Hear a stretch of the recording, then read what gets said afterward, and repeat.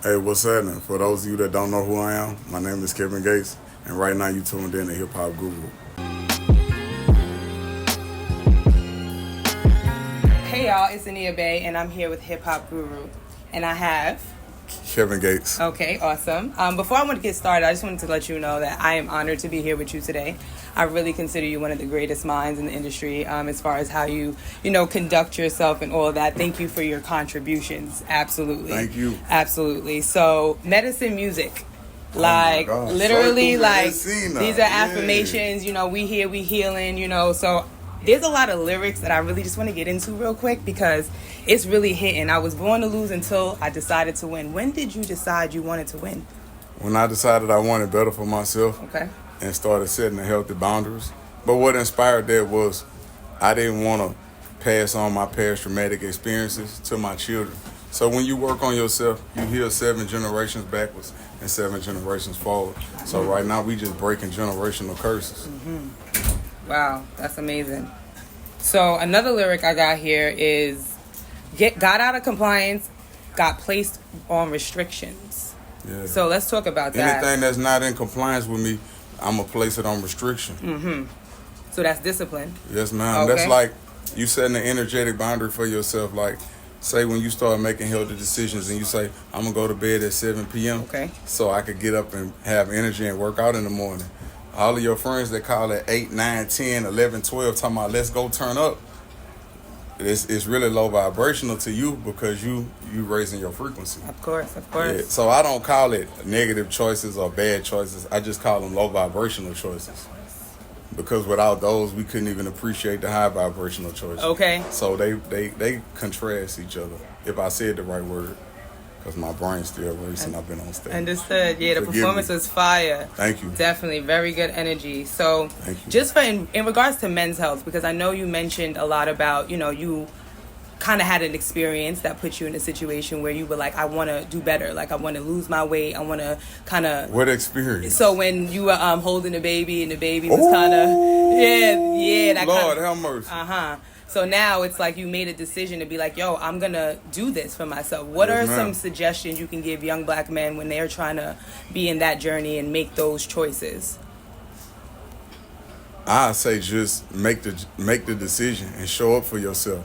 That's like, I used to, when I was battling with insecurities and operating out of ego and fear, I used to put other people down to make myself be big or to make people not look at my flaws and insecurities. Mm-hmm. So I say that to say this, now that I started raising my frequency, say if you was a person that wanted to start working out, okay, and say you got out your bed and came to the gym and turned around and left and went back home. Okay. You took the first step because you showed up for yourself. Maybe the next day you come, you might walk on a treadmill 2 minutes, 1 minute, 3 minutes, 4 minutes, and it's a gradual process. It's baby steps. So I'm not here to beat you up. I'm here to empower you. I'm here to encourage you. Like if you work out with me, I'm gonna tell you just do what you could do. Okay. Just do what you could do. Because anything that you do, you still did. You made positive contributions to yourself. You committed acts of self-love to raise your frequency. And I do it, and it also is therapy for me. Mm-hmm. It's like, it's the cure. But, like, it's the cure for, like, mental cognitivity. Like literally. I ain't trying to go too deep with it, but... Understood. It's how I manifest shit. If my frequency high, I can manifest. Whatever you want. That's I don't a big even pray. fact. I commanded it to existence. I might be saying too much. It's all right. Listen, I'm hearing you. So I'm actually a food and herbal therapist. So I help people. You're a doctor. Oh, well, thank you. Yeah, I appreciate you're that. A doctor. I appreciate that. So, when you talk about rehab is for quitters, right? Yeah. I just want to really get into the power of melanin, right? And the power of being able to convince. You feel me? So the power of being able to use your mind to heal neuromelanin, the food and the minerals, right? And addiction being more of a mineral deficiency than something that you're dealing with in the physical. I never heard it like that, but I agree. Okay. Yes, ma'am. Okay. I agree. Okay. So do you think dangerous?